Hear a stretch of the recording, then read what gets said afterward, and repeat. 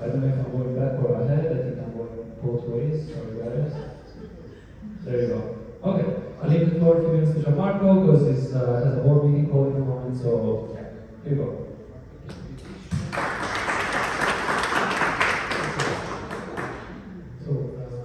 Starting here, I will be as it is super short. For many reasons. I'm Gianmarco, I'm chairman of Roma Startup. Roma Startup is a non-profit organization acting behind the scenes. So we are not a player in the ecosystem, but we are an organization that helps the player, the operators, and founders in order to do better. So that example Federico talked about when the municipality of Rome engaged some of the players in Peekaboo and the other in order to run this place where we were one step earlier. We had the municipality of Rome to win the tender from the government that we had funds in order to build this place, and we have the municipality to choose the right player to involve in running this place. So we have basically we are an organization that works in spreading the right culture around how to build an ecosystem that works. And this is our goal, basically our main goal, as I used to joke around, it is to disappear. So we aim the day that we are not needed anymore to have the ecosystem, because the ecosystem has turned into a mature ecosystem and there's no need for our support. I'm here today to welcome you, to welcome Adam and the team, because I want to stress a message. Designing startups, running startups is not like running SMEs. So lean methodologies are at the core of designing successful startup. So that means that you cannot plan the journey of the startup from day zero. You have to break down the path that you imagine for your company into very small steps where you have to iterate the methodology that is allows us to your presence in room that will explain to you. So lean methodologies are one of the central pillars of venture design and designing, building, and running and scaling successful startups. So don't underestimate these, because there's nothing in common between a traditional company or an SME and a startup. A startup is about discovery, learning, redesigning after learning, and iterating continuously around this process. So thanks for being here, and I hope that most of you will get enriched by this day. Thank you. For being here. Marco has done a lot for the planning system in the last 20 years, without 10 years age, or 20 years from until today. And so thank you so much for being here, Gianmarco. I know you were had a busy day, so thanks again. Now, I'm going to pass the slide once again. So we have to do this the wrong way. We'll skip the U and CD, and we're ready to host the first time of the day. And here you go. Okay, so big round of applause for Erika Lucciola from Elis Innovation Hub. Join us on stage. And second round of applause for Andrea Piaz, from Doc, and Uncle. And we're going to call Adam from the startup for startup. Yeah, it's you, I think it's you. Yeah, and then also Legal Management for Sage Q Academy and Founder Institute, obviously. I'm going to leave the stage to all of them. The title is The Future of Global Innovation Programs. We have Erika running an open innovation firm, agency, services, and Andrea that's been working with students and incubation accelerator here in Rome for the last 10 to 15 years as well. And then obviously Adam and Ozan will say a few words about what they do and who they are. So if that's okay, the first thing I will make just a little introduction. So like 1 or 2 minutes each. All of you, so everyone will get to know you a little bit better. Okay? Cool. So I break the ice, alright. Okay, so it's great to be here. Very small introduction about me and what I do. My name is Erika Lucciola. I'm the head of corporate and startup innovation at Elis Innovation Hub. Some of you, if you are from Rome, you might know us. If you're not, you might not know us. And I hope that that's a great opportunity for you to learn more about what we do, but also to discuss what we can do better. So, just in general, my background is very startup-y. So I grew up in startups in Australia mainly, then I moved to Europe, and then Milan, Lisbon, Amsterdam, and so on. So before joining Elis Innovation Hub, I still have this great impulse of getting my hands dirty and building something from scratch. What do we do at Elis? If you don't know us, we are actually, Elis Innovation Hub is part of the consortium Elis. Elis is a big consortium of about 140 large companies in Italy. The biggest companies you can think of, Eni, Terna, Acea, and so on, all the biggest ones in Italy, they're part of the consortium. So back in 2020, roughly, 2016 actually was the first edition of our first Open Innovation program. Large companies, they were like wondering what can we do to innovate and how can we innovate. So we started thinking with them, we started brainstorming with them. And so we launched the first pilot of what became our flagship program. It celebrated the 10th year this year, which is Open Italy. And so pretty much we started brainstorming with them, and then we started building on top of that, right? And so we collect the needs of the large corporations, and then we find a match with startups and scale-ups in Italy and in Europe.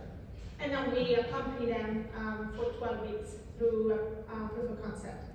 But that was the beginning. Then now we managed 2 of the accelerators of the 200 and more accelerators that are in Italy, and with Cassa Depositi e Prestiti.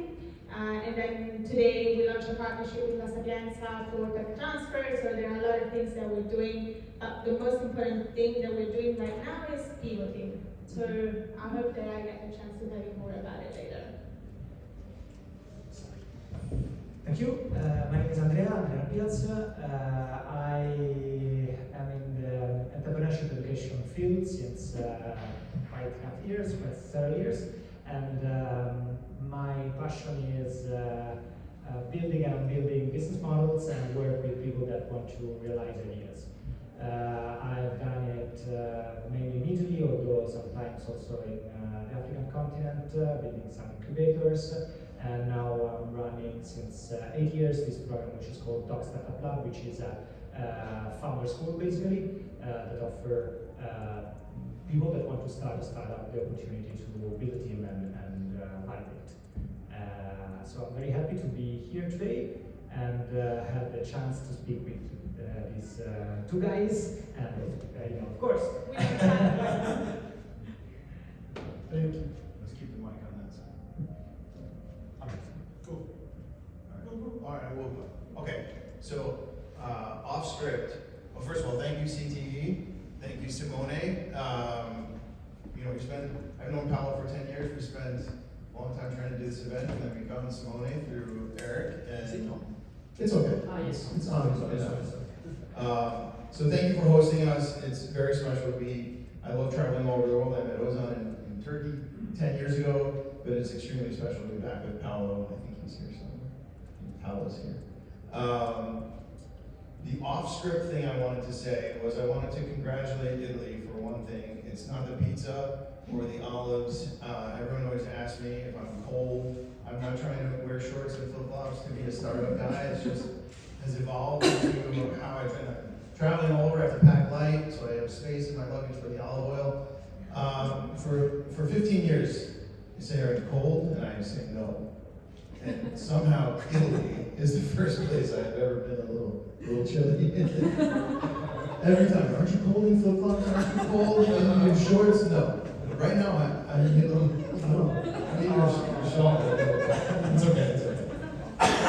Adam, that's a recurring joke here. So I was, you talk about build, measure, learn, and learning. I was warned at lunch. I think it might be. Yes, exactly. I just remember who said at lunch, and I said, "How cold could it possibly be?"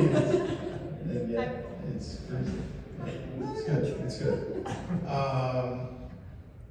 Yes, I've been all over the place geographically, but all over the place within each ecosystem. From the startup founder side, I started a sharing economy company 20 years ago, and it just so happened someone at lunch, take it. Is that how you say it? Take it. So I was reconnected on the startup side to the sharing economy idea. Done a lot of corporate innovation. Done a lot of lean startup work. I've worked for and with a lot of accelerators around the world. And it was just magical. I was invited. I don't know if it was uninvited me, but to get invited to a place like this, to be able to work with startups and meet people like in this room, and then of course, I want to get emotional with coming back to Italy after 10 years and writing this book with Paolo. This is quite a special day. I think that's it for now. What else do you want to know? Ask me a question. it sounds like iceberg. Well, Hi everyone, my name is Ozan. In French, what I do is I help startups get their shit together.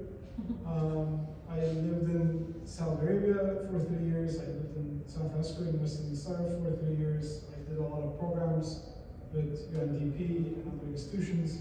I'm a pilot entrepreneur, which means I have multiple companies that are profitable, using technology, scaling as much as I allow them to scale. I built an AI startup in 2017. I almost got funded in the US, but then I said, okay, I'm not going to spend my time only on one thing. So that's why I'm really good at advising startups to spend their life only on one thing. If you want to build companies, I can help. If you want to build startups, I can help. If you want to build ecosystems, I can also help, because a lot of the places I've been to were very interesting, different cultural dynamics in Turkey, in the Middle East, and everywhere else. And I had the pleasure to work with lots of institutions in the US and did a lot of advertising. Startup Turkey meant a lot. That's the beginning of the Turkish ecosystem 15 years ago. I like utopic, dystopic stories. I also invest. I'm an angel investor, and I invest in the between of utopia and dystopia. So anybody who's doing something interesting, that's scary, as well as thoughtful, or thoughtful as well as scary, I'm happy to help, especially on deep tech. I'm not an engineer, but I can get down to things pretty easily, if you can endure the pain, of course. Happy to help, answer any questions along the way. And I probably, one thing to add, I haven't met somebody else who has worked with corporates as much as you guys have done, or also Peekaboo. I've helped companies like Siemens, Ford, banks, publicly traded insurance companies to build entrepreneurship programs rather than innovation programs. So either to invest or to regenerate their employee satisfaction, or to increase employer branding, or to do new product development. So multiple things at some point. Until today, I think I was the most experienced person I knew that worked with multiple countries in multiple geographies, in Europe, in Middle East, in Turkey, in US. But I think I haven't added Italy to that list, so I think I'll be back here more often and we'll figure things out. Happy to be here. And please, another running joke. Like half an hour ago was the first time I actually felt hungry and actually went and ate. Like, Paolo, thank you so much. Simone, thank you so much. You guys are responsible for the additional 2 kilos I'm bringing, and that's not just the olive oil. I'm happy, so I'm going to be going into fasting. Don't fucking offer me food anymore. Coffee, yes, food, no. That's it, not the Is there a way to make a product market fit joke about hunger going from push to pull? Yeah, I'm pulling out. So then finally it was more like pushing, and now you're, yeah. I'm pulling cars, yeah. Everyone's heard product market fit, the term? All right, good. All right, so you mentioned startups and startup ecosystems, right? Okay, so I think we'll start, the hierarchy is a little bit backwards. So we start with a startup, which we'll talk about in the second session. Then a startup program, which we'll talk about now, and how those are designed. Then a startup ecosystem, which is just a system of startup programs. And then a global innovation program or global innovation system. Does that hierarchy resonate with everyone? Okay. So I think one of the proudest things from the book itself, and we'll see if Paolo agrees, originally we were going to write about, the ingredients. So we had this metaphor like pizza. Every day you have curriculum, you have mentors, you have investment, you have startups, you have, is it hybrid or, is it in person, where is it? But it's basically the same ingredients. And so just writing a book about this is how you do mentoring, this is how you teach lean startup, this is curriculum, this is how you do, this is if it's on Zoom or, this is before, or a little bit before the pandemic. It was interesting, it was important, but I kept wanting to, and both of us kept wanting to apply lean startup, like what problem are you solving in the first place, and who's your customer, and what are you trying to accomplish? So we came up with this Ikigai. Who's heard of the Japanese Ikigai? Okay, excellent. So to me, that was sort of the big innovation or takeaway from the book. So it's like, who are you? What is your organization? What are you trying to accomplish by working with startups in the first place? So we've talked a lot about corporate innovation, which we will continue to. But it's basically any stakeholder, a university, an NGO, an investor. Who are you? What are you good at? What are you bad at? Strengths, weaknesses.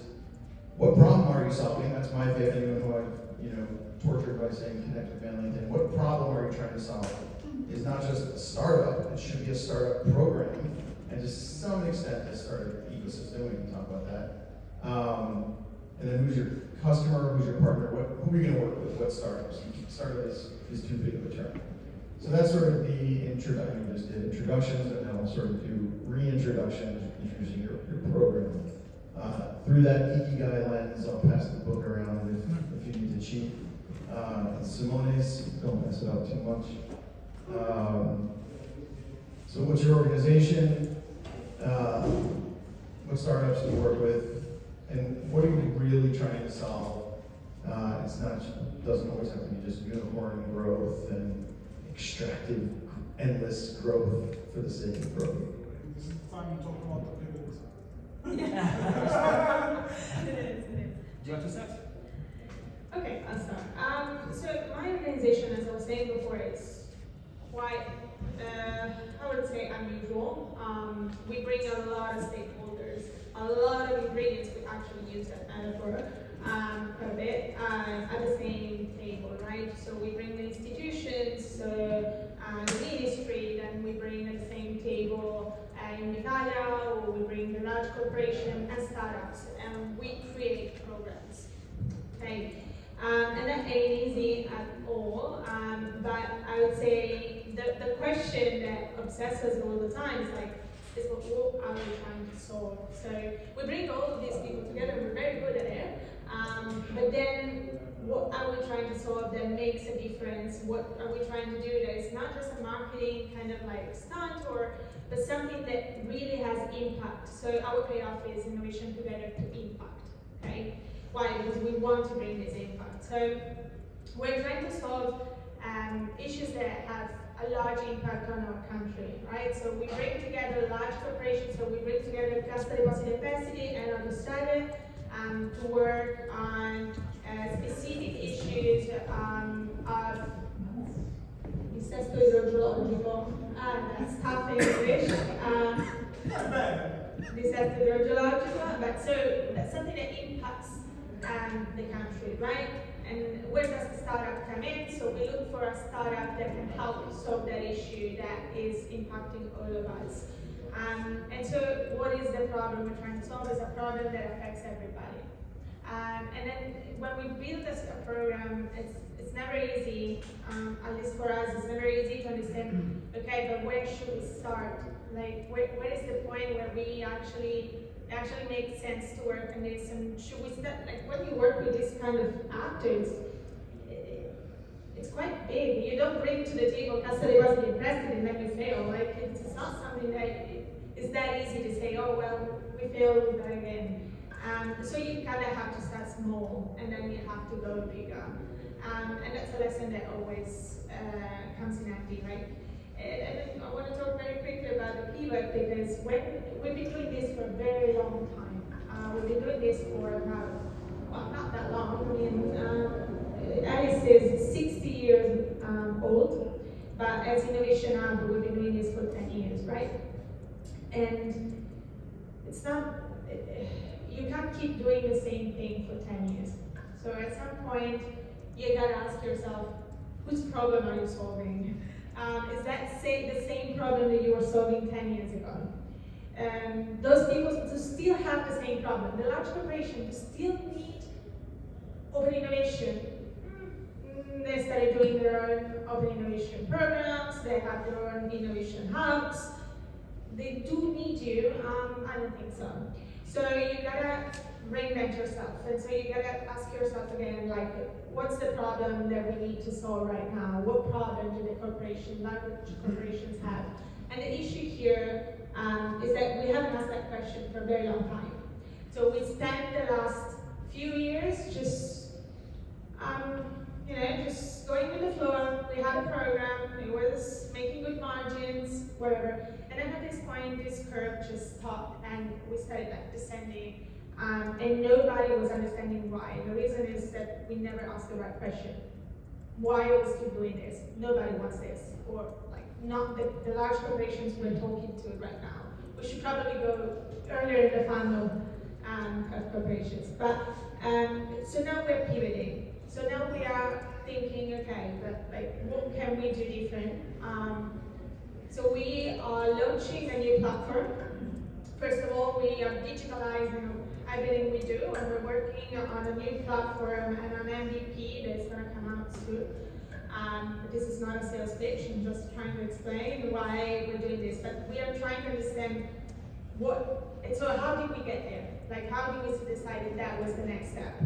We started asking the people that we want to sell it to. And that was the main point, was like taking breath and talking to the large corporations, to the startups, to the young talents, and asking, okay, but what are your issues and what are your challenges, and what should we do? What can we do to bring value to you? And that's where we're at. What's the MVP? So the MVP is going to be a platform where all the large corporations will, so every large corporation of the consortium will be on the platform, and they will be able to advertise go for startups, but also to upload their needs, and startups will also have their space to have like community, first of all, but also to access the needs of the large corporations and start working with them. And we will be also providing kind of different services across the platform. So it's going to be like a little bit of a window for all the large corporations to advertise their programs and products, but also for startups to one-stop shop just to find everything that has to do with the large corporations of Italy. So as a big vision of becoming like the innovation platform, but the truth is, in the end, what makes this platform different is that you have is the impact and the value that you can put on it. A platform per se is just a tool. At least in this case, it would be just a tool. I have a short comment. It's amazing after 10 years. I'm glad you asked that question, MVP. I was going to say something similar. I'm going to keep going back to how startup programs need to think just like startups. They need to be customer centric. I'll go back. Well, it's not there anymore. But if you haven't, if you're not embarrassed about the first version of your product, you ship too late. That is something that I literally live by. And so I push startups to do that, but startup programs also kind of, you never get a second chance to make a first impression. True, but if you just design things, what Steve Blank calls in the building, and just try to get it perfect and debate internally with your stakeholders, you're never going to start learning. You're never going to have that opportunity to pivot. So, so I was going to say something similar about starting. But go ahead. I was going to say my teacher, I studied in Australia, and I studied creative writing. And then I was never submitting my essay because I wanted it to be perfect. And I remember that she said, done is better than perfect. And I kind of live by that now. So I had it in my room, done is better than perfect, because you gotta start. You can't edit a blank page. That's right. We can go on. Does anyone else have one of those? All right, so then very quickly, so then on the starting side, MVP, Paolo and I talked a lot about like maybe you run a challenge, or you start small with one cohort and you learn, and then as you continue, even the best of us, we find something that works. And who's heard the term explore versus exploit, or search versus execute? So it's supposedly startups are searching and corporates are executing. So once we find something that works, whether it's in olive harvesting or in startups, we tend to continue that without changing. So it's just a reminder, as a startup or a startup program or an ecosystem or a region, you have to kind of be reinventing yourself before it's too late, because it's inevitably, every single time it's gonna be too late. And we won't name names, but I've seen from the inside, everyone forgets to do that. It's just too comfortable to continue to do what's working. So you don't have to pivot for no reason, just for the sake of the word pivot, but you should constantly be listening to customers and running little new experiments. And who's heard of the 3 horizons? All right, we'll cover that later. Spend 5, 10, 15% of your time and resources experimenting even when you don't think you have. Yes. So, what problem are we solving? Yes, starting from there. So, there's the area we are working in is the huge gap in academia and work. So a lot of students, when they usually initially do not work, meanwhile they're studying, or sometimes they're working, but working in other things rather than what they're studying, just to keep living, pay the bill. And so at a certain point they find themselves here. Now they finish the school degree and say, oh, that's quite steep here, and I don't know what to do. So there's the huge area we are moving in. So starting to have soft skills. Meanwhile, they're studying hard skill, and then inside this area, we are moving into the education to entrepreneurship education. So entrepreneurship education is one of the training. It's one of the opportunity that students can have to find themselves in a very different position, rather than just sitting behind a desk, but trying to use their skills, their hard skills, improving the soft skills, and experimenting. So we started to deal with this problem. We started initially in university, and there we gathered people extremely motivated and focused on realizing something, and push them towards doing in the real world through startups. Because if you do startups, you have definitely to go out of your comfort zone, start to team build, start to pitch to whoever, start to speak to investors, and so many things that put you out of the comfort zone. Inside these, there's also a huge gap, which is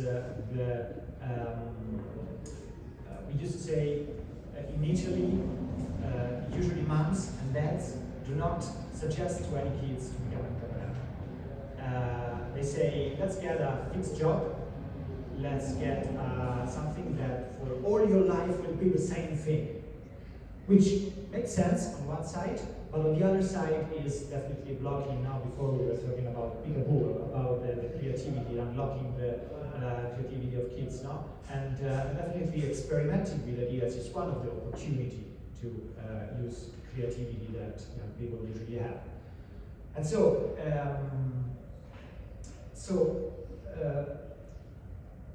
lot of students recently graduated, about to graduate people, researchers, not usually experiment with ideas.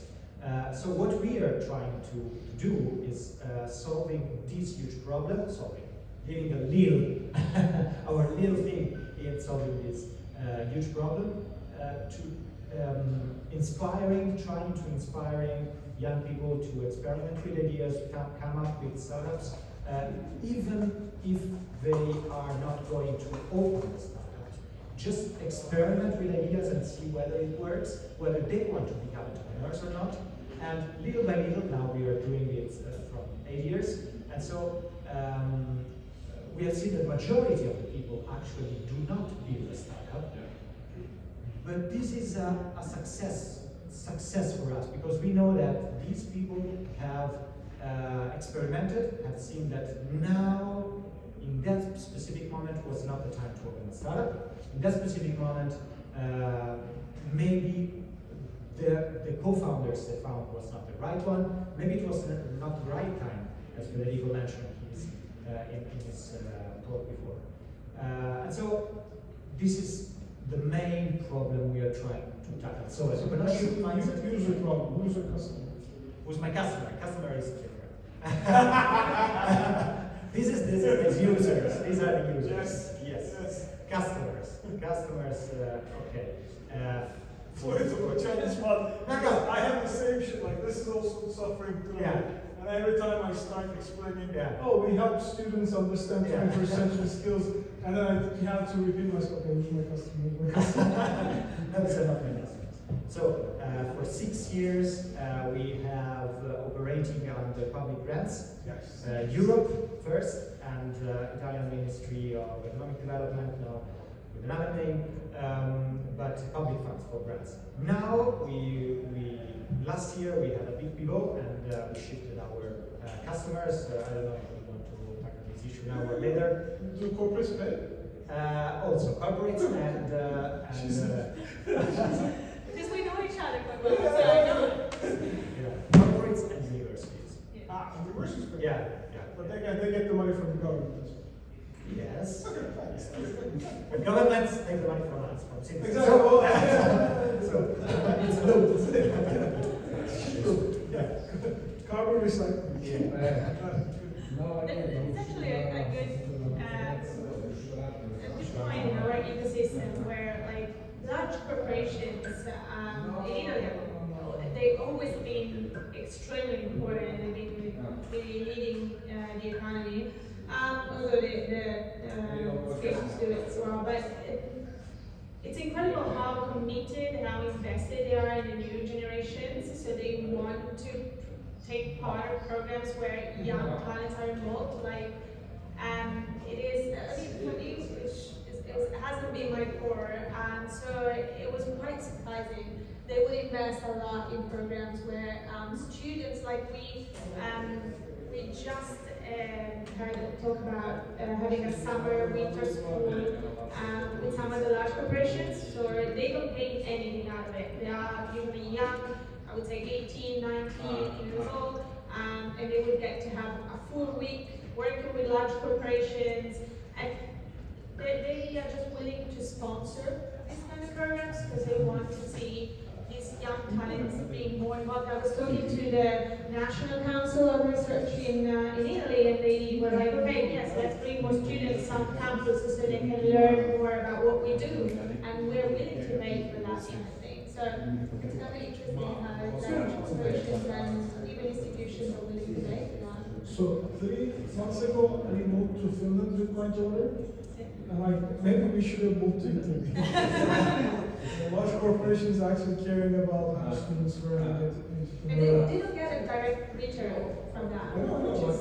That's why in most countries they don't pay.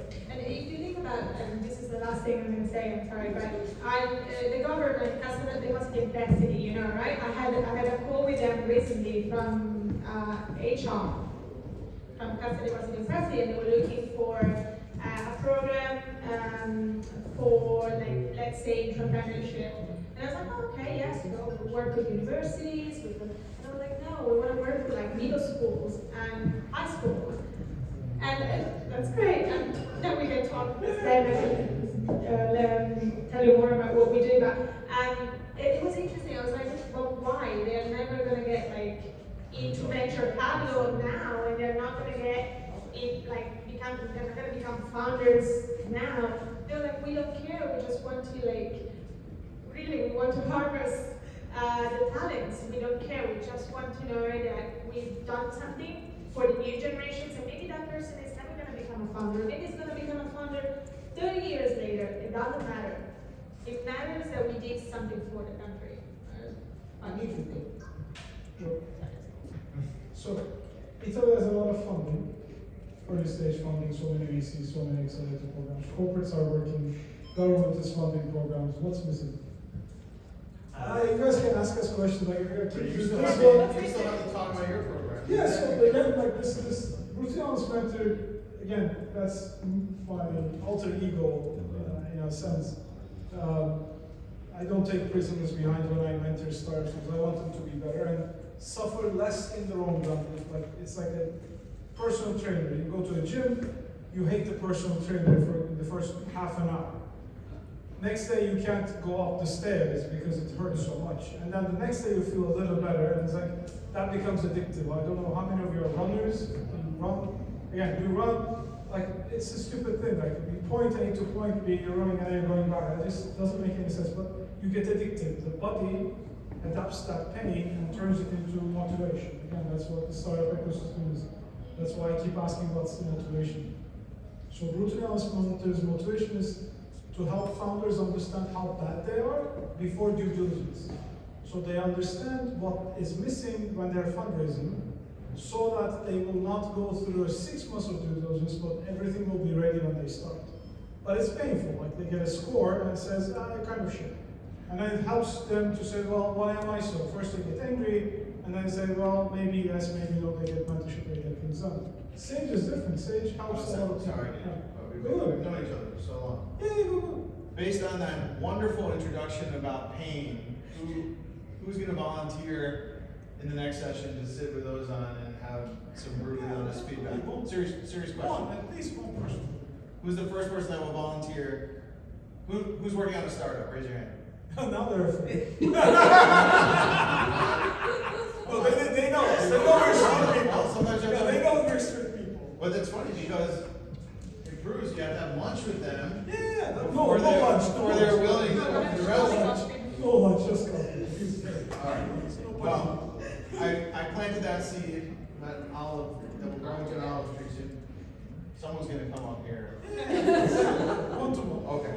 All right. So do these individual Sage, do the full guy individually for both. So Sage helps young adults understand innovation and entrepreneurship skills by local trainers that are funded partially by the government, innovation agencies, city agencies, and partially by the corporates who like their employees to become managers of innovation and entrepreneurship outside and inside. So we train people, we certify them with good content from UC Berkeley, from the startups and everybody else, MIT, Stanford, Berkeley, I can drop lots of names. And then they become certified without needing to create the content, and then they can go out and train in high schools and middle schools and universities and corporates, doesn't really matter. But again, the whole problem is like, what's the motivation? Corporates have motivation to keep the good people inside. the good people have motivation to give back something to the corporate sometimes, but usually they want to self-develop so they can find the next job. And innovation became the next job for most people in the last 10 years. And that's actually the whole motivation. Young people, I think, I come from Turkey. Big enough country to create startups, but not big enough to create scale-ups. Probably the same problem with Italy.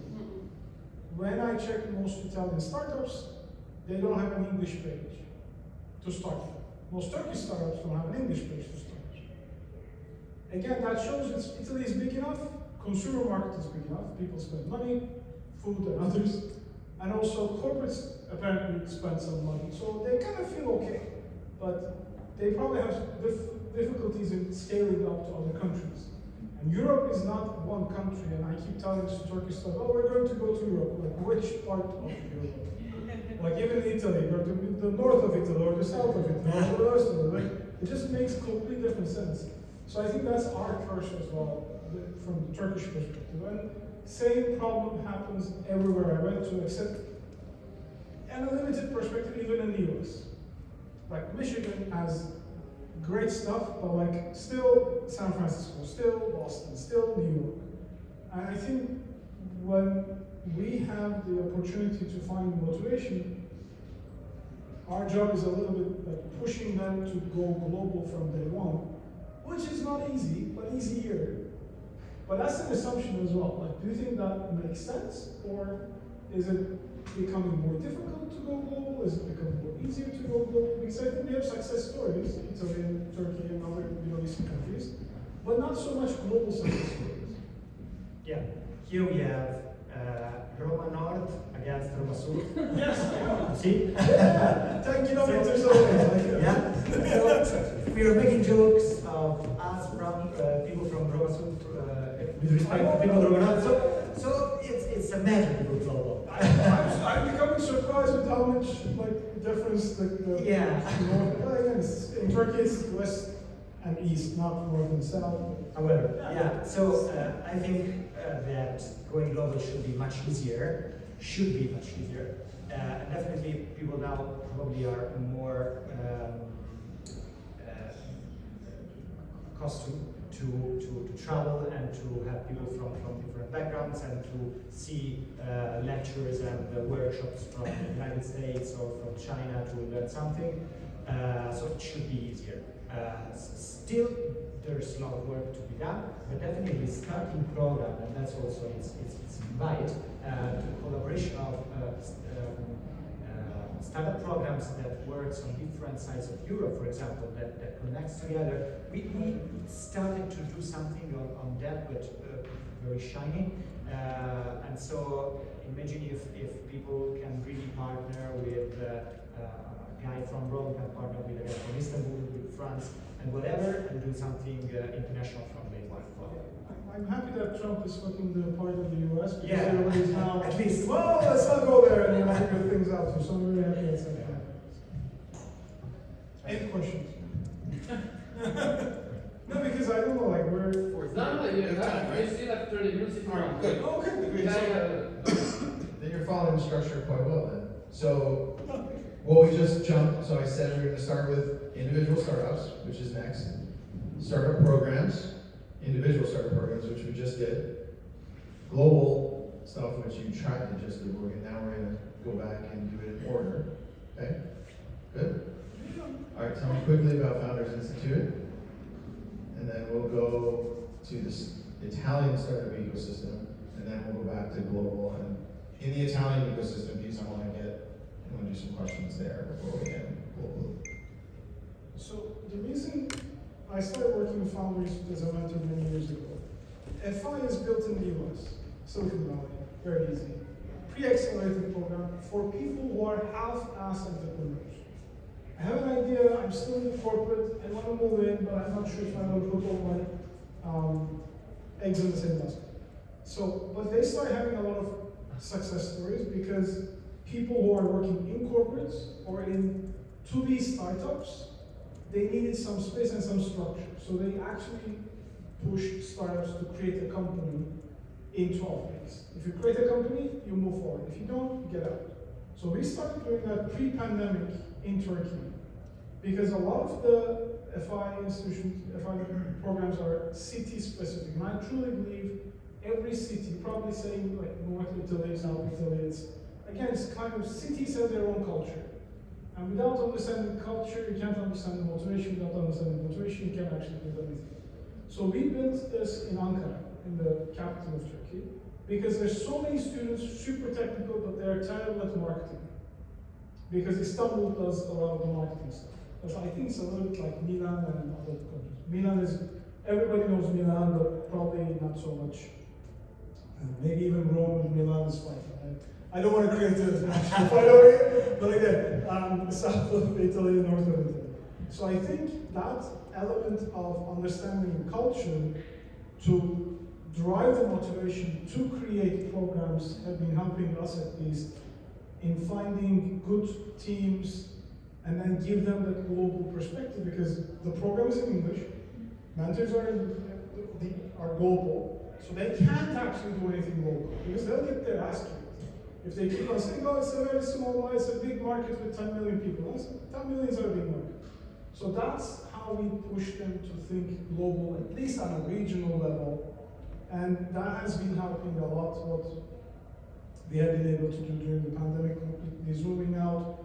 And now we're doing it regionally. We're bringing Kafkas region, some parts of the Levant, and even some parts of the Eastern Europe. So they have at least multicultural diversity, which I don't know how it works in Italy. Because language is unique. Is that a problem? Is that something that needs, like, if you do an English-only program, would people go like, oh, come on, you don't speak English? I don't know, but that usually starts becoming a problem in some countries. Even in Turkey, it's like, not even in Turkey. In Turkey, for example, it's a very big problem. I start and then I be very brief. Yes, we do it everything in English, for example, and of course we keep out some people, but it's just 100 people per year in our case. So if you are talking about little numbers, because we want to work with the highly motivated, highly skilled, no problem doing English. Of course, if you want to do for every Italian. No, it's still national, but it's not something that you want to apply to 60 million people, of course. Yeah, but I don't think this is the aim. We don't do our programs in English. We do it in Italian, but mainly because large corporations, they just prefer Italian. I don't think young talents or startups have a problem here. It's not actually the larger corporations that do they would do it, because we do one program in English, and I kind of had a fight about it because I wanted to do it in Italian just because we run this program in Sicily, right? And it feels weird. Like, you go to Sicily, you want not to be the one that goes there, and it's an imposition, so you want to be like, kind of like, approaching their culture, and then you speak English, and it just feels odd. But we do it in partnership with Plug and Play, and it's a Plug and Play just want to speak English because they want to bring more international kind of like spotlight to Italy. And I have to say, I changed my mind. We are on our third edition, and we do it in Sicily and we do it in English. And honestly, the whole crowd is Italian. The speakers are Italian, we're all Italian, but we speak English, which is really odd. But it's starting to attract more international people to come and speak and participate. So I would say it has its highlights, but generally no, we don't do English programs. But I don't think that would be a big issue, honestly. I mean, I don't think as Italians we are super comfortable, but I also think that it's not a real barrier that I see for our for going global, I would say.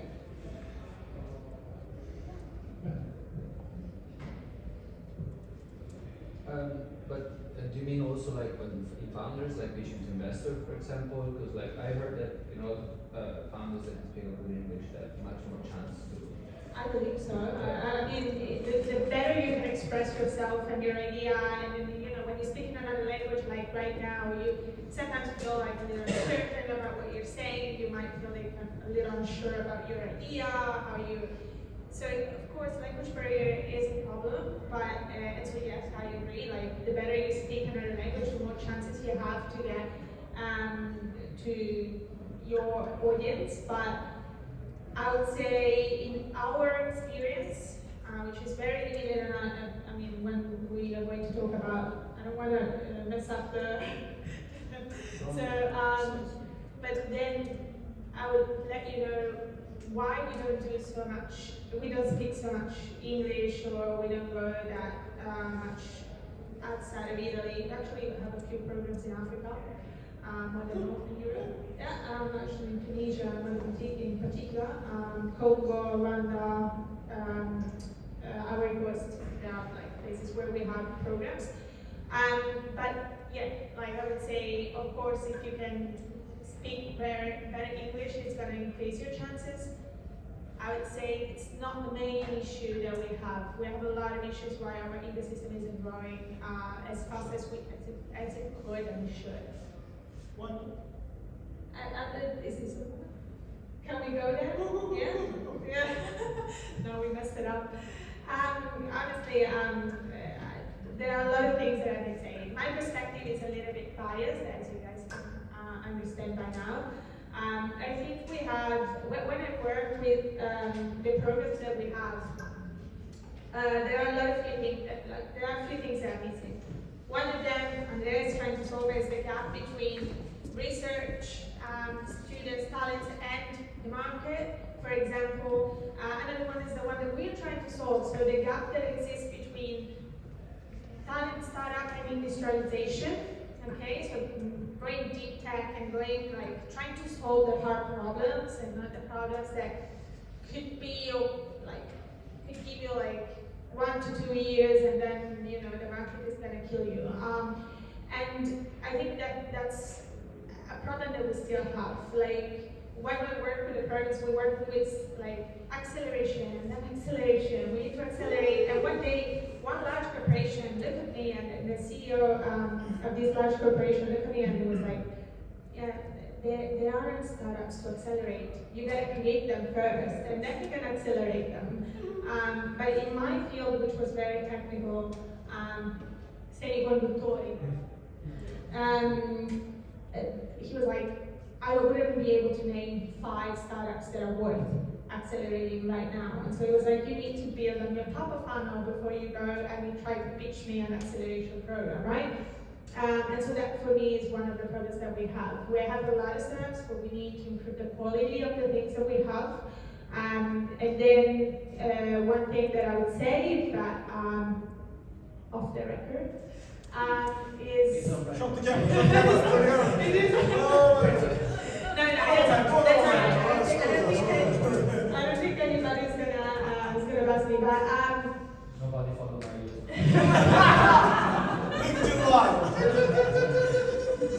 I believe our government needs to do more to link the dots. So we have a lot of investments for the sake of investments, but we need to make it more systematic and not just sporadic. We have that accelerator and that initiative, and then we have that grant. We need to make it an ecosystem that works and a system that helps each other. And it feels right now that we have possibly, Piazza dei Posti Prestiti provides a lot of investment. Actually, Italy is one of Piazza dei Posti Prestiti is one of the biggest investors that are in Europe. So they invest from pre-seed to Series E and so on. So they're pretty big. But how many of these amazing startups that were invested were actually accompanied to success? There is a little bit of a gap. Putting money out is not the only answer. It can't be the only answer if you don't help them. The best investor you can get are those who open doors for you, create connections, introduce you to people. And I feel sometimes as an ecosystem we're still struggling, And just to close on this, because before we were saying north and south, we actually talk a lot about the Milan ecosystem and then the Rome ecosystem. It should be Milan ecosystem, Rome should be one ecosystem. And I think Simone is doing a great job trying to unite the community from Piemonte to Sicily, like traveling the whole peninsula just to try and do that. But we need to work more as one and not trying to be so divided all the time. Because then you find the north that is willing to help each other a lot, but then they don't know anyone from Rome, for example. They don't know the founders. They don't open those doors because they're not that much into this ecosystem. And here is the government. So in Rome you have the government and the large corporations. So it's a little bit divided, but yeah, I think in general we need to do a better job at bringing everything together and linking the dots, as I said before. Questions? Well, are you reading my mind right now? Translate. So this always gets me, this company, on the one hand you want to compete and, have friendly rivalries, and in some ways that is healthy. Student coming here, fine, Rome versus Milan, in Michigan, it's Michigan versus Ohio. You see this all over the world, and again, everyone says the same exact thing. We work in silos, we need to connect the dots, it's not connected. So just as a small example, I remember when I first moved to Detroit, it was funny, it was like, the universities are competing with each other, the cities within Michigan are competing with each other, then Michigan and Ohio are competing with each other. So there's a guy like Simone, and this is not why Simone was setting up for this, to just give him a compliment. But the same way you're recognizing Simone doing it in Italy, there's a guy, instead of the Michigan house, it's the Midwest house, right? And so he's trying to singularly unite the Midwest. And then you can make the argument now that the Midwest is competing against the coasts.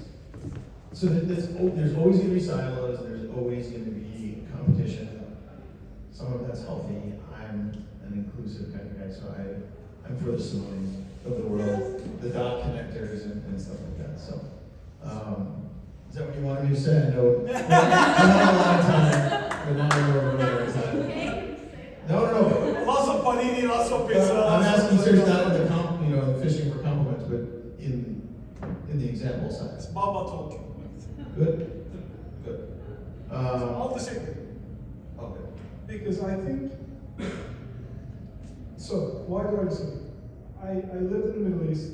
I traveled the whole Arabic-speaking North Africa, Gulf, Lebanon, and everywhere else. There is no unified market in Italy because companies have different purposes in Rome and companies that are built in Milan have different purposes. So each company has its own shareholder maximization idea. I don't think we can change that. So those who pay, that's why I said, who's the customer, they have their own agendas. And each city has a whole different culture. Fighting against talent, I think, keeps that dynamic helpful to a point where if they're good enough in their own nature, they will not even go into, for example, if a good startup in Rome will probably need to go somewhere else other than Milan to become global. But that's what the linkages are so important. So I kind of agree that it has to be a national agenda, especially research to innovation to commercialization. Otherwise, you spend a lot of time on it because research is like, I don't know type of thing, especially in deep tech. Like they do something, 9 out of 10 it doesn't work. And it still becomes a paper, so it's good for the university. So we tried this thing, it doesn't work. Let the world know it doesn't work so that somebody else will come and make it work. In research it's different, but in commercial activity, I think the cities have to have more dominance over the national agendas. Because if you try to make everything average, nothing stands out. So that's my experience in the Middle East as well. So Tunis, I did a lot of work there. I still do lots of Pan-African work with deep tech startups in Pan-Africa, in all the places. I did a lot of work with Africa's business heroes. They try to bring the Pan-African approach, which I think on a continent level, resource-wise, it's smart, but every country will have their own problems and own issues and own strong holes. Some countries will be better in fintech, some countries will be health tech, some countries will be better in consumer tech. I think we also need to help different ecosystems. That starts maybe with universities, maybe with the cities, maybe with the companies in the cities, to find their own direction that will not become average, but actually work to stand out. And that requires specific investment to a specific sector to make it really work at scale. For example, the example is that Texas Medical Center in Houston. They have the biggest healthcare ecosystem in the US, arguably, because they have a lot of the expertise bundled up in almost in single locations. That's why there's lots of health tech coming up. But do you have consumer tech? No. If you try to put consumer tech, there is not going to work. So that's why maybe that's what I kept pushing, like city-wide growth, but then not even one city trying to, one startup in one city trying to sell to another, actually do it globally, which is challenging because of language barriers, because of funding barriers, international funding barriers, and everything else. So there's no silver bullet in any of this, but I think that's specification of talent and concentration of talent in certain domains will probably create more success stories with the same amount of resources. But again, that's the whole argument.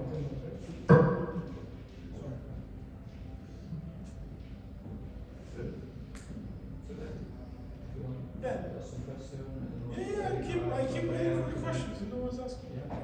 Who else runs it? Summarize a few points. Yes. Well, no, but I mean, I think what came out of this is like the corporate game is changing. So like open innovation is changing. A lot we were discussing this in the car with you and just before coming here today. So it's hard for companies to provide innovation service because they're trying to run their own department in their own companies. I do believe this is due to technology, probably education, probably media as well, so they have to understand how to run certain programs. Another thing that has emerged is that we do need to be more. I think it's fine. We do need to be more city oriented. Probably that's what you mentioned. Like create some sort of like. My 2 cents. Yeah, like this is a city for this, and they will create competition here, and you want to move there, and there. This is a tricky argument, obviously, because a city as big as Rome probably want to do everything, right? Like, so that depends, like, I don't know if I got this right, if the audience got it right, like, if you can help me to summarize a little bit of things and then we'll go questions. Yeah. Just to this point, I think this is a great point. Honestly, I think this is already happening. If you see, like, Milan has a lot of finance, fintech, has a lot of digital, fashion, right? Then you have aerospace in Turin, then you have biotech in Lazio. We need to have more of this in the south, but then, you know, like, we're running a great program with Perna now, if you can get it in the market. So it's happening, and it's important what you're saying. I totally agree with that. The only thing that I would add to it is that it needs to be like healthy competition. So like, you know, you're a founder in Milan and you're willing to help your fellow founder in Rome and so on. And that's something that we are struggling to build because it's not being an entrepreneur, it's not foreign to us, right? Like we had SMEs for as long as Elis existed. So, but being a founder is different. It comes with a lot of complication, and you need your support system, or you won't make it. Like it's not.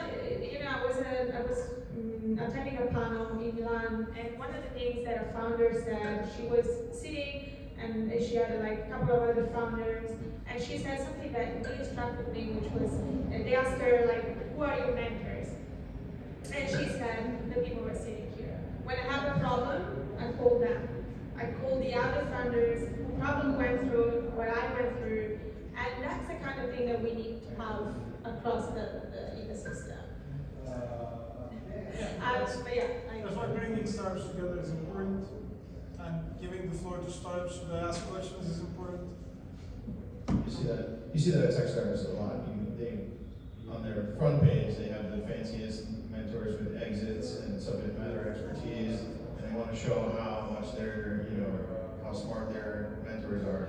But I've seen that most of the support comes from the cohort itself. In those, from what I've seen. The other founders. The other ones. The cohort. honestly, it's the toughest job you can choose. Like, and a lot of people are like, oh, founder because you can school. I'm like, I'm gonna be a CEO you know, and of one person. a lot of people tell you like, I don't want to work 9 to 5. If you're a founder, you work 9 to forever. Like, it's not easy. Time is relative. So it's a tough job, and you need to risk. You risk a lot. So founders are. I have a lot of respect for whoever decides to be a founder. Whether they make it, not make it, whether it becomes a unicorn, SMEs, or they end up like doing something else, it doesn't matter. It takes courage. To be a founder, it's a tough job. So you need other people who understand you, because not everybody will get it. Definitely takes courage. There's another saying, founders work 100 hours a week to avoid working 40 hours a week. That's pretty accurate. Questions? I didn't think Italians were shy. We have one.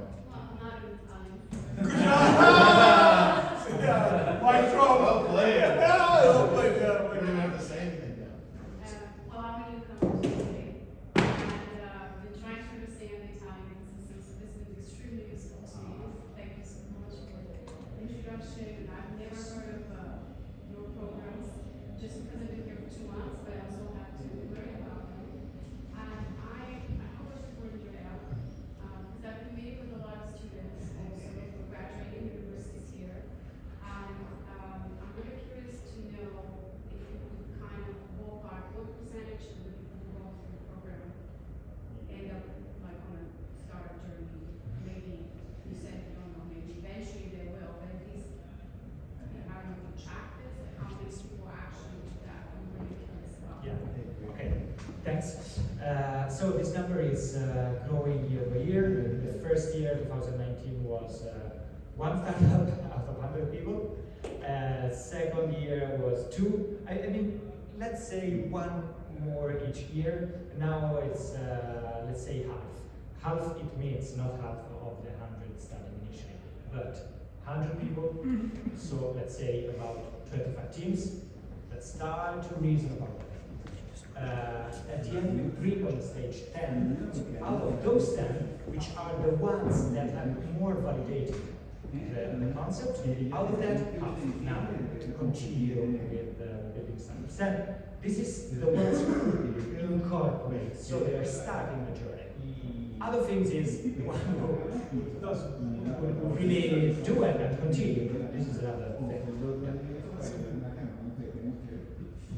Yeah, maybe. Anyone else? That's movies. Yeah. Yeah. Which restaurant was it? And you, by the way, it's like you see multiple geographies as well, like from Far East to Brazil and now to Europe. Well, what would have convinced you to build a startup? Yeah. Or now? Now? Yeah. I think the right idea. They take my kids and give it to someone else. Yeah, I think my kids is number one, because I'm as risk averse as I ever been in my life. But to get the right idea and the right people, I'll just jump. That's the day of the day is all about that. You have an idea, you execute it. Yeah, the risk averse part, I think you mentioned the failure. Oh, we hesitate to do something.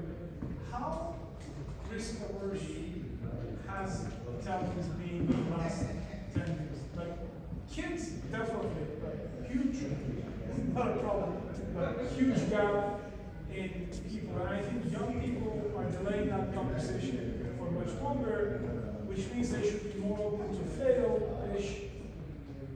do you see that like, the demographic change helping or not helping the culture? I think we are quite risk averse, unfortunately. My first job ever was running a non-profit organization. We were giving microcredit and microfinance. I was doing it under some stairs in somewhere near there 15 years ago, and I was working with Bangladeshi community because they are not risk averse. They have nothing else to do. Let's say that they support a lot within the community. They have that model. Of course, it's not doing stuff. It's taking a little money to start something very small. Entrepreneurship is a lifestyle. Yeah.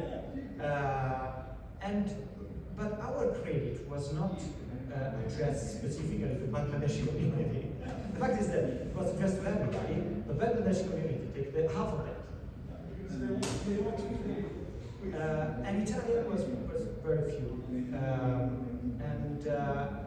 And that was, of course, is related with how bankable you are. So if you have guarantees, of course, the Bangladeshi community has less than Italian on average, but it's also related to adverse risk averse. I see that, unfortunately, in our program, male are more risk averse than female. There's a strange thing unfortunately. What happened? Unfortunately, what happened all the years that we run the program is that at a certain point, more female abandon the program rather than men. So we have a higher percentage of women abandoning the program rather than men. Meanwhile, they're validating that, and that is something we are really frustrating about, and we're trying to find answers and also trying to find solutions for that, but that is something we are still struggling on.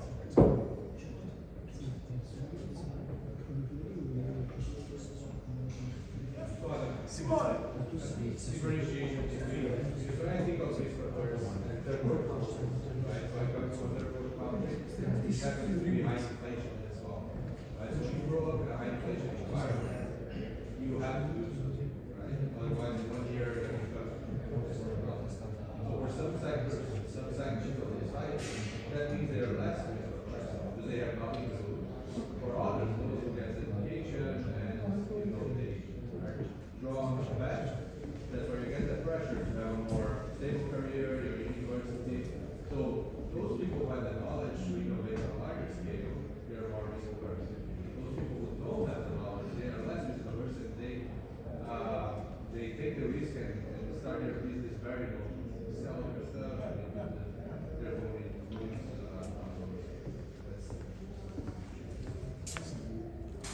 I think in general we're very risk averse. Like how many times have invested in a house rather than the market? How many of you possibly here have invested in a startup, early stage startup?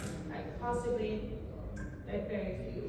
And that's possibly one of the reasons why the Italian ecosystem has been so slow.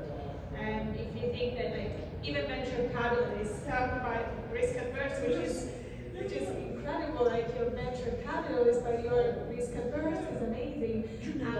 Right, so you want like all these guarantees that you can't have, but the Italians have been historically wired to be a little bit more conservative, and so that's one of the reasons why our ecosystem has taken so long to catch up with the rest of Europe.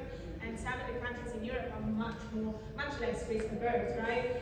So let's not talk about Americans, but personally, my first job was in a startup.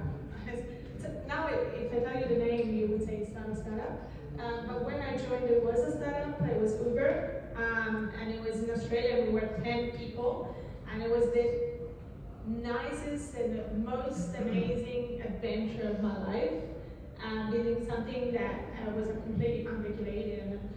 So being risk averse, I was talking to someone the other day, can be like, of course there's a risk and you can lose a lot, but you can also win big. And I think it's, if we can change the mentality, it doesn't happen in a year, it doesn't happen in 10 years, honestly.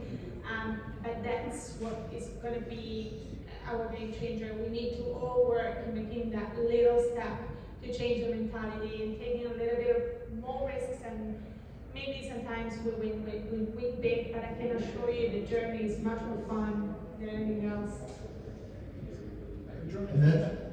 And that journey starts in 10 minutes. Right? I just did. Yeah. It needs to be clear, like it was clear. Okay. No questions? Yeah, if you have more questions, we'll actually have 10 minutes. If you have more questions, that's all right. Okay, so Should I go with a question? you wanna? I don't wanna put Paolo on the spot. But You did put Luis on the spot. You did put Luis on the spot. So Luis worked for Expedia. He was with us Paolo's gonna catch it. at Harvest. So I put him on the spot. Now we're gonna put Paolo on the spot. Yeah, Paolo, do you wanna be put on the spot? There are many things that can be improved in the ecosystem, right? When we speak of talent specifically, we've spoken about race aversion. What else do you think is a few things, and you tell me for the talent ecosystem, what is your distribution of kind of weight of importance of the following things that are missing in terms of talent, but also what is that can be done at that point. So that would be the next question. So we've spoken about risk aversion. What about lack of experience in a scale-up? What about ambition? What about so ambition, vision? What about knowledge of markets? And you can add the things. That's the OG droppings. And this is what I've been talking to you guys about in the last few weeks, in the last few days, right? Like knowledge, founder knowledge. Like in Italy, there is a lot of like, the investor that invests, the corporate don't do open innovation. Yeah, but is what you mentioned before, Erika. Like there aren't so many startups that are like at that level yet. Like for example, one of my goal would be to train more founders, to be real founders, like to take leap of faith, to go global, to be more, what a real founder should be. So I think what I think Paolo was also mentioning is founders mode, right? Not only always us ecosystem complaining about investors and corporates, but also are there enough skilled founders in Italy? So it's a question we should talk about. I don't know if I changed a bit what you mentioned, Paolo, but it was probably, yeah. So I'll add to it, I won't answer it. This happens in Michigan too, like everyone thinks you need to like grow a specific kind of unicorn locally and then wait for that startup to grow up, and all the talent, all the knowledge, all the mentoring, all the funding then gets recycled back into the community. But you've got your founder knowledge in Australia, right? So, I'm just saying. But also, I just saying it's not always as clean and designed like that. How did that happen? How did it Up there, yeah. So I studied in Bocconi, and off the record, I didn't like it. I did my classic studies, so initial classic, right? And so I ended up studying economics. It wasn't really my knowledge. So I decided that I wasn't going to do anything else in my life just to please someone else. In that particular case, it was my dad who really wanted me to study there. And so I decided that I wanted to do something for myself, and I really wanted to study something more artistic, and I picked one specific master's at University of Melbourne. And I didn't have a plan B, and that's not a suggestion, have plan Bs, but I didn't have a plan B. It was either that or nothing, because I really wanted to do that. And so I actually managed to get into the course and the masters, and I was the only international student studying creative writing in English. Makes sense. Like it was the greatest idea in the world to do creative writings in a language that isn't yours. But then I graduated. I was so happy. It was actually a great experience. And then I wanted to work in publishing. But then I applied to this job in Uber. Felt like it was amazing. Like my first day was a Saturday. The interview was on a Saturday, and I got in, and there was like this table with all these bottles and ping pongs, and I was like, oh, what is this place? Because they had a huge party the day before, like really 1.0 kind of startup. And so I was really young, and I was really, okay, this sounds like a young environment, and I can learn, and that's how I ended up. I was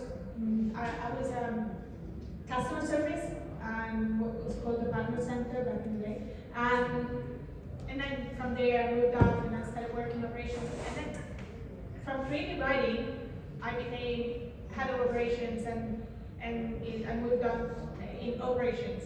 So you wouldn't say anything creative, but I pretty much went with the flow. Like I just tried to challenge myself, but also to welcome opportunities as they were coming by, and it was the greatest. Like honestly, I wouldn't change things.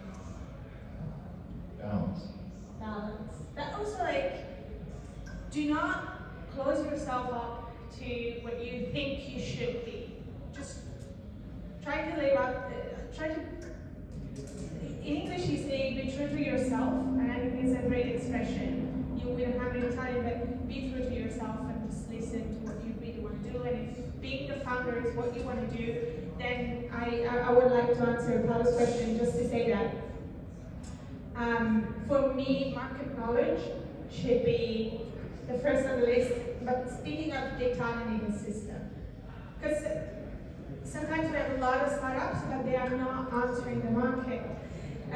In the end, you can have a great idea and a great team, but the hardest judge is going to be the market. So if nobody wants what you're building, there is no chance, there is no funding, there is nothing that is going to save you. And I know it because I launched on another journey. Well, anyways, I started working for Uber Eats in Italy, and for those of you who are Italian, you know that we failed. And we failed because we actually knew that the market wasn't ready, and we launched anyways, and we failed. Sorry?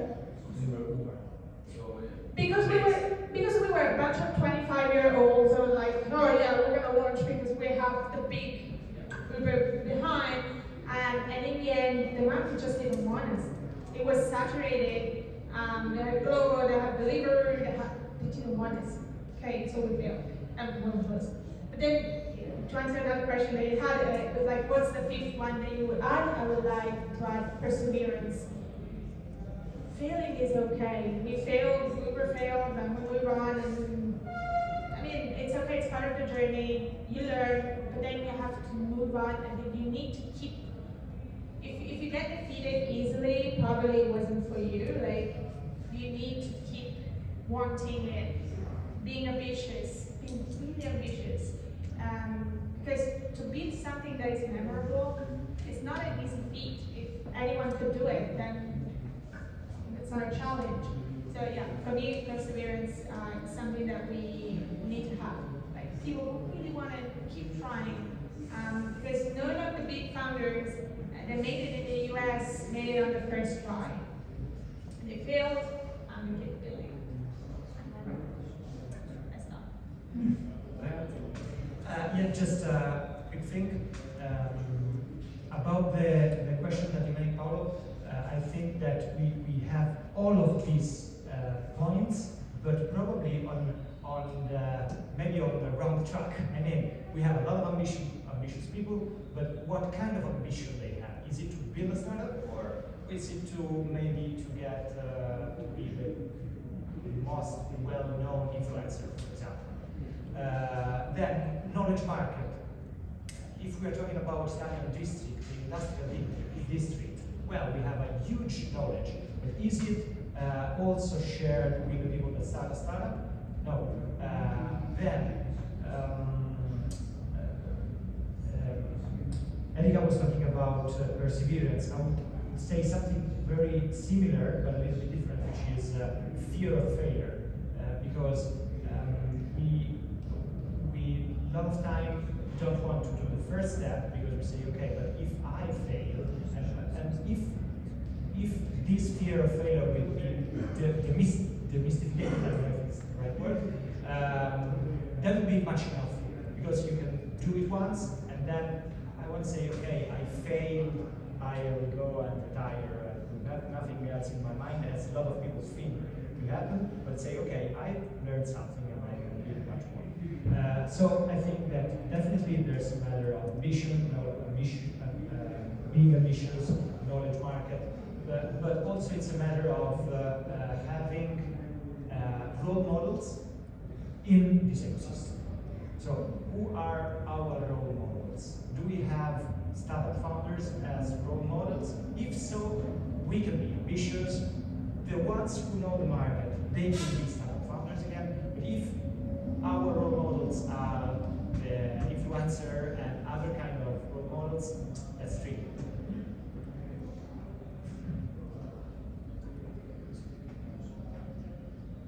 Yeah, don't talk about influencer, sorry about that. But I've seen, because I start to work now for a business school and we've got a lot of like 19 years old and they all follow like wrong.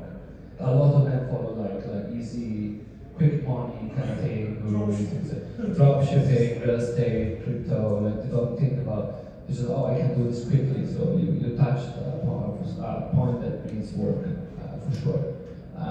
So okay, I guess we owe them a round of applause and thank you so much for being here. Ozan and Adam are going to be back with us with Earl. In like 15 minutes, we're going to call some founders up and try to run experiments live together, following the Lean Startup methodology. So later, the one to stay with us, we can leave and go outside, a few cocktails, and we can have some time with us on set, guys. I just want to do this. No, I think I can do it. No. Yes.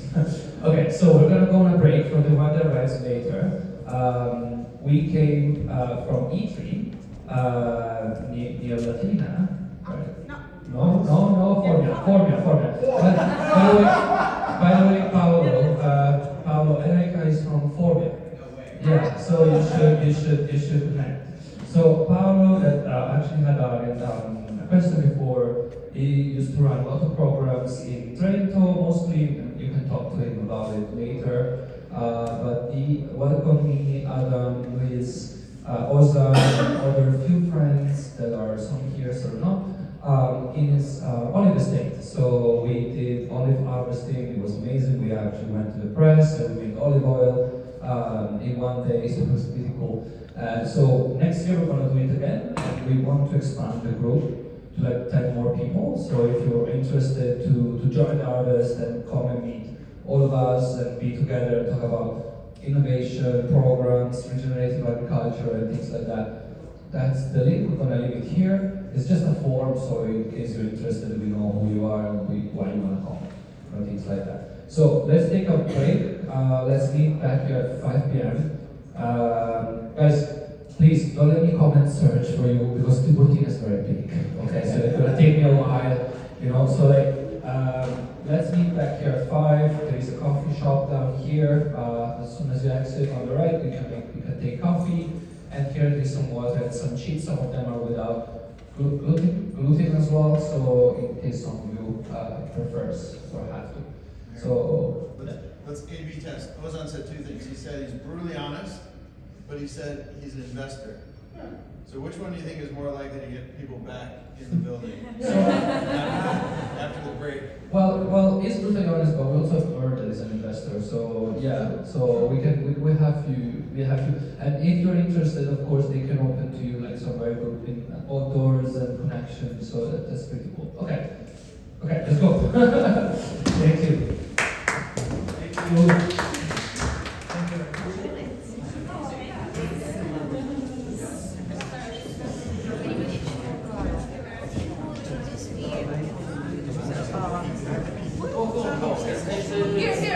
I hear Adam here. On the right. Yes. Just behind the block. C'ho 2 ore di video di questa cosa, bellissima.